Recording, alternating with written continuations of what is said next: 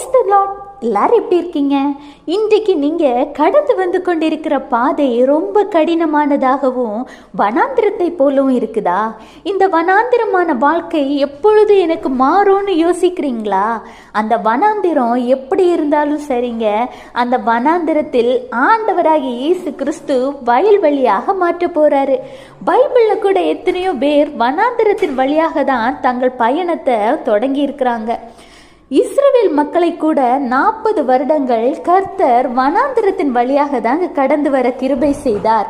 ஆகாரின் கண்ணீரை கூட வனாந்திரத்தில் தாங்க ஆண்டவர் கண்டார். அதுபோல யோசிப்ப அவருடைய சகோதரர்கள் வனாந்திரத்தில் உள்ள குழியில தான் போட்டாங்க. அதன் ஆசீர்வாதம் எப்படி இருந்துச்சுன்னு உங்களுக்கே தெரியும் இல்லையா? எகிப்தின் ராஜாவாக ஆசீர்வதிக்கப்பட்டார். அப்படிப்பட்ட தேவன் இன்றைக்கு உங்களை ஆசீர்வதிக்க மாட்டாரா?